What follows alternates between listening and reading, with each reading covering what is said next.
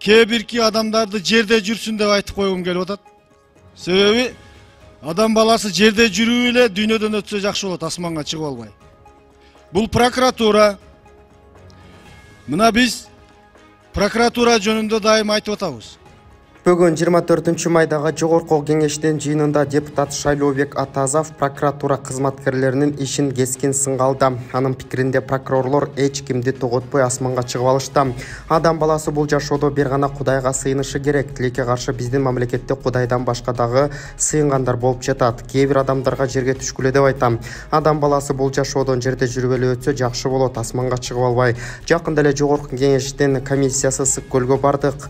Барардан бир апта мурда бардык органдар катышсын деп кат жөнөткөнбүз. Облустук прокурор анын орун басары дагы келген жок. Биз Бишкектен бардык, алар көлдө туруп келишкен жок деп Атазов айтты.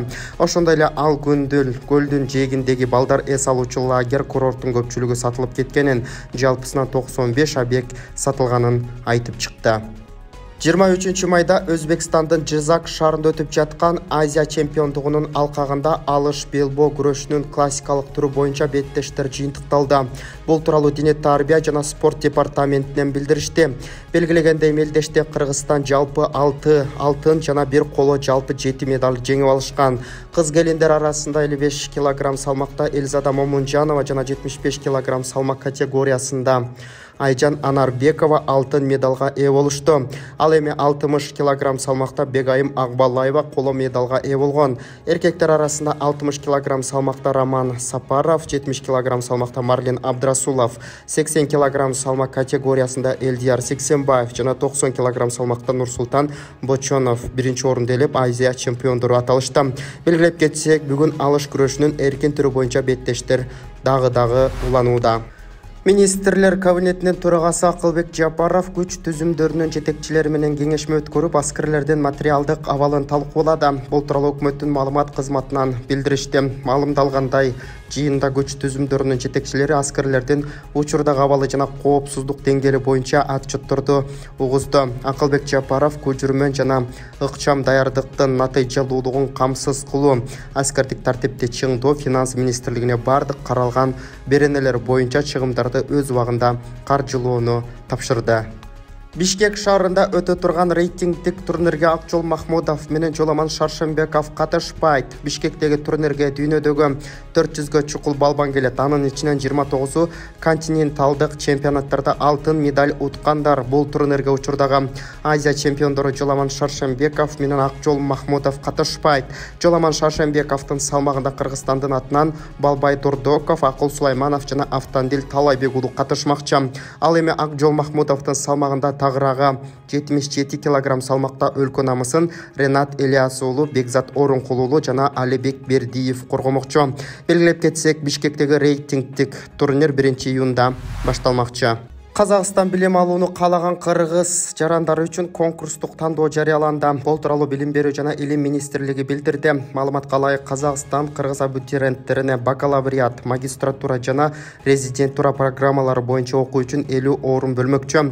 Конкурстук тандоого катышуу үчүн талапкерлер онлайн системадагы 2023-2024 окуу жылына Казакстан Республикасынын жогорку окуу жайларына кабыл алуу бөлүмүнө катталып, керектүү документтерди 23-жылдын 22-июнү саат 23:59 чейин жүктөшү керек. Каттоо жана документтерди тапшыруу шарттары тууралуу көбүрөөк маалымат алуу үчүн жарыялар бөлүмүн карасаңыздар болот деп билдирди министрликтен. Документтердин толук эмес пакетин камтыган өтүнмөлөр автоматтык түрдө четке кагылат. Ошондой эле транспорттук жана башка чыгымдар стипендиялык программанын катышуучулары өз алдынча каржылайт. Президент Садыр Жапаров бүгін 24 майда Москва шаарында өтүүчү 2-чи Евразиялык экономикалык форумдун ишине жана Жогорку Евразиялык экономикалык кеңештин жыйынына катышуу үчүн Орусияга учуп кетти. Бул тууралуу президенттик администрациядан билдиришти.